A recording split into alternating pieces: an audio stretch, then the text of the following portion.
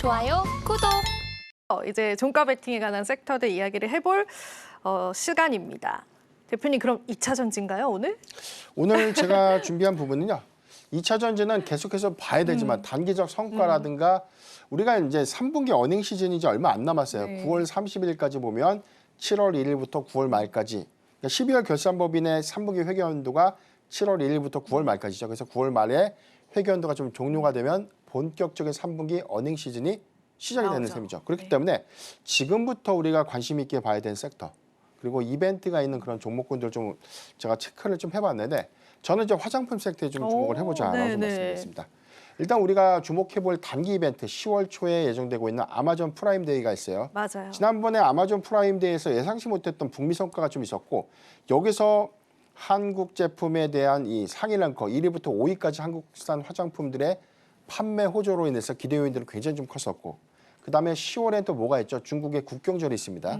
11월에 중국의 광군제와 블랙 프라이데이 이런 쇼핑 이벤트들을 우리가 주목해보면 상반기보다 하반기에 화장품 섹터의 어떤 이익 기조가 확대될 수 있는 측면들을 좀 고려를 해야 될 것 같고요. 수출 데이터에서 좀 확인을 해봤는데 7월 대비해서 27%, 8월에 21% 그리고 9월 1일부터 10일까지 잠정 데이터는 34%가 좀 증가되는데 전년 동기 대비해서 증가한 것도 중요하지만 이게 전월 대비해서도 계속해서 증가 추세를 좀 보이고 있다는 것은 저는 2분기 기점에서 화장품 섹터가 좀 실적 피크에 좀 접어들지 않을까라고 좀 우려를 했는데 그런 예상치가 좀 엇나갔다. 이 부분은 올해까지 그리고 내년 1분기까지에 대한 실적 기대 요인들은 아직도 좀 유효하지 않을까라 좀 말씀드리고 싶고요. 이런 부분들 감안을 해보면 화장품 섹터도 좀 많이 쉰 종목들, 고점 대비 하락폭들이 좀 큰 종목들은 다 좋다가 아니라 선별적인 어떤 옥석가리기 관점에서 접근은 유효하다라고 좀 말씀드리겠습니다. 네, 화장품 섹터 지금 굉장히 수치적으로 좋은 흐름들 나와주고 있습니다. 그래서 지금 우리가 좀 집중을 해보면 좋을 섹터일 것 같은데 오늘은 사실 조금 쉬어가는 흐름이잖아요. 그럼 수급적인 부분들이 사실 도는 것이 주가의 탄력, 섹터의 탄력을 줄 수 있을 텐데 그런 시즌은 어느 정도가 될까요? 우리가 블랙 프라이데이 지나고일까요? 아니면 그 전에 주가에 반영이 될 수 있을까요? 이미 이벤트가 다가오면 주가가 오르겠죠. 그리고 실적이 있는 발표 기대 요인들이 크면 이미 주가가 오르기 때문에 항상 실적주라는 것은 조정폭이 클 때. 그런데 우리가 좀 중요한 포인트가 있습니다. 뭐가 중요하냐면 어닝 미스가 2분기에 있었습니다. 우리가 좋다라고 생각했는데 막상 실적 발표를 해보니까 실적이 안 좋았어요. 맞아요. 기대치를 하회했거나 아모레 퍼시픽의 경우에는 뭐 우리가 소위 이야기는 뒤통수를 뭐 세게 맞았다 이런 맞아요. 평가가 좀 있었기 때문에 네. 정말 조심해야 어떤 종목을 좀 사는 것이 좀 명확할까 이런 부분에 대한 어떤 불안감들이 좀 있을 건데 중요한 점은 우리가 수출 데이터에서 확인을 한 것처럼 미국 시장, 그다음에 일본 시장, 그다음에 아시아 시장권에 대한 공급량들을 든 그런 종목들의 그런 기업들의 경우에는 이익 주표가 더 확대될 수 있는데 중국의 경우에는 3분기도 굉장히 좀 리스크합니다. 그래서 지금 중국향 의존도가 아직까지 높은 종목들의 경우에는 조금 보수적으로 좀 접근을 해야 될 것 같고요.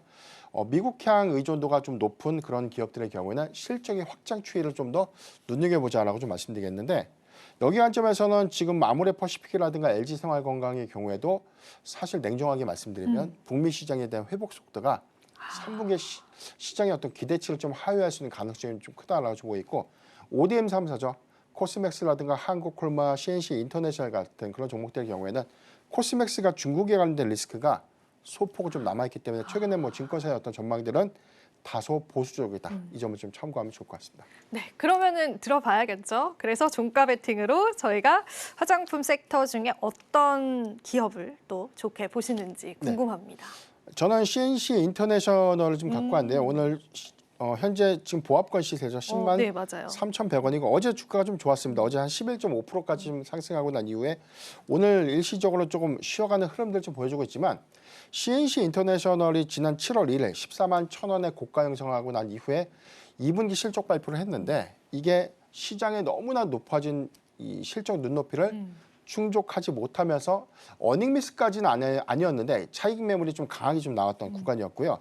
여기 더해서는 오히려 북미 시장의 실적 단기 피크 관련된 어떤 우려감들이 투자 심리를 좀 억제할 수 있는 요인이었는데 주목할 포인트의 경우에는 CNC 인터내셔널이 제2공장 올해 초부터 준비했던 증설 투자 효과가 9월에 이제 가동을 좀 앞두고 있습니다. 9월 달부터 본격적인 좀 가동을 좀 앞두고 있기 때문에 이게 전체 캐파로 보면 립 제품이 1억 개를 좀 생산했다면 1억 7,500만 개로 생산 캐파가 약 7,500만 개가 좀 더 증가되는 부분들. 전량 미국향 비중이 한 70%를 좀 차지하고 있기 때문에 미국에서 가장 많은 수요 기조로 좀 우리가 눈여겨본다면 동사의 경우에 3분기보다 4분기의 실적 반영 효과가 굉장히 좀 크다라고 좀 볼 수 있고요.